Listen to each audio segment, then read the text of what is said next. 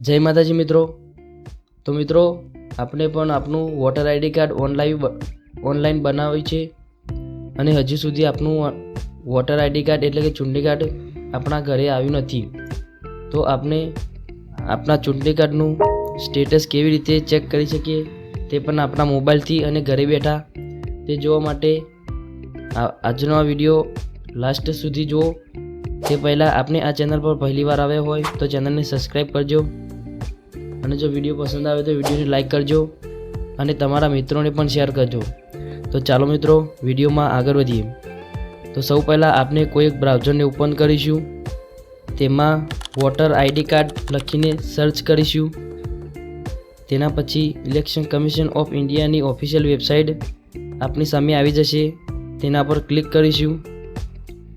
તે પછી આપણી સામે આવી રીતે વેબસાઇટ ઓપન થઈ જશે અને મિત્રો વોટર આઈડી કાર્ડનું સ્ટેટસ ચેક કરવા માટે આપણે પહેલાં લોગિન કરવું પડશે અને આ વેબસાઇટ પર આપણે પહેલી વાર આવ્યા હોય તો અહીં સાઇનઅપ બટન પર ક્લિક કરીશું। જેમ આપણે સાઇનઅપ પર ક્લિક કરીશું એટલે સાઇનઅપ કરવાનું એક પેજ આપણી સામે આવી જશે। ત્યાર પછી અહીંયા આપણો મોબાઈલ નંબર દાખલ કરીશું અને અહીં ઈમેલ આઈડી દાખલ કરીશું। ઈમેલ આઈડી ઓપ્શનલ છે તો દાખલ કરવી હોય તો કરી શકો છો। ત્યાર પછી અહીં બતાવેલ કેપ્ચા બોક્સમાં દાખલ કરીશું અને કન્ટિન્યુ બટન પર ક્લિક કરીશું। જેમ આપણે કન્ટિન્યુ બટન પર ક્લિક કરીશું એટલે આપણા મોબાઈલમાં એક ઓટીપી આવશે, તે ઓટીપી દાખલ કરી પાસવર્ડ ક્રિએટ કરી ત્યાર પછી આપણે લોગિન કરીશું। લોગિન કરવા માટે ફરી આપણે અહીં લોગિન પર ક્લિક કરીશું। ત્યાર પછી અહીં આપણો મોબાઈલ નંબર દાખલ કરીશું અને અહીં પાસવર્ડ દાખલ કરીશું અને અહીં બતાવેલ કેપ્ચા બોક્સમાં દાખલ કરી રિક્વેસ્ટ ઓટીપી પર ક્લિક કરીશું। તો બધી વિગત ભરી આગળ વધીએ। બધી વિગત ભર્યા પછી રિક્વેસ્ટ ઓટીપી પર ક્લિક કરીશું।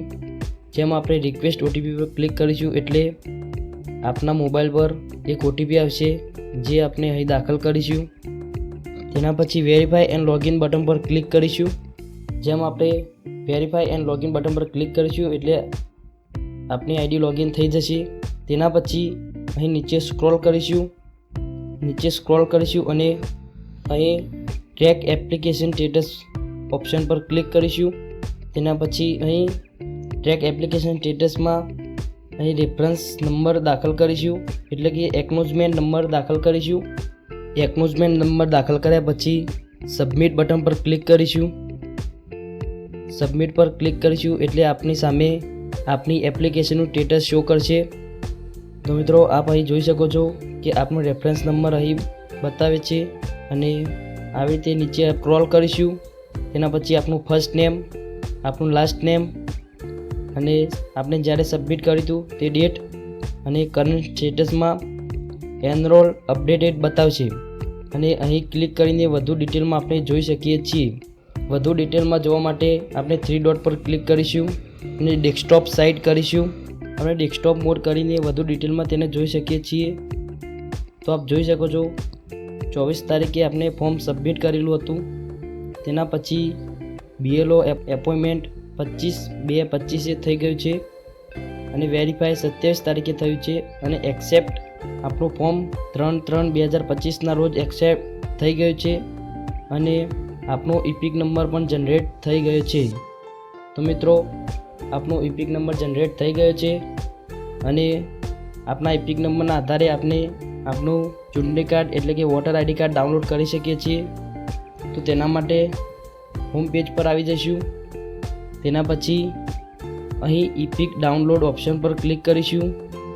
જેમ આપણે ઇપિક ડાઉનલોડ ઓપ્શન પર ક્લિક કરીશું એટલે ડાઉનલોડ કરવા માટે આપણે 2 ઓપ્શન આવશે, જેમાં અહીં ઇપિક નંબર દાખલ કરીને પણ ડાઉનલોડ કરી શકીએ છીએ અને રેફરન્સ નંબર એટલે કે એકનોલેજમેન્ટ નંબર દાખલ કરીને ડાઉનલોડ કરી શકીએ છીએ। તો અહીં આપણો ઇપિક નંબર દાખલ કરીશું। ઇપિક નંબર દાખલ કર્યા પછી આપણું સ્ટેટ સિલેક્ટ કરીશું અને સર્ચ બટન પર ક્લિક કરીશું। જેમ આપણે સર્ચ બટન પર ક્લિક કરીશું એટલે અહીં સેન્ડ ઓટીપી કરીને એક ઓપ્શન આવશે, તેના પર આપણે ક્લિક કરીશું। અને આપણા રજિસ્ટર મોબાઈલ નંબર પર ઓટીપી જશે, તેને આપણે વેરીફાઈ કરીશું. તેના પછી આપણે આપણું વોટર આઈડી કાર્ડ ડાઉનલોડ કરી શકીએ છીએ. તો મિત્રો, આવી રીતે આપણે વોટર આઈડી કાર્ડને સર્ચ કરી શકીએ છીએ અને ડાઉનલોડ કરી શકીએ છીએ. તો મિત્રો, આશા કરું છું કે આપને આ વિડીયો પસંદ આવ્યો છે, અને જો વિડીયોના રિલેટેડ કોઈ પ્રશ્ન હોય તો કોમેન્ટ કરજો. તો મળીએ આવા એક બીજા વિડીયો સાથે. ત્યાર સુધી જય હિન્દ.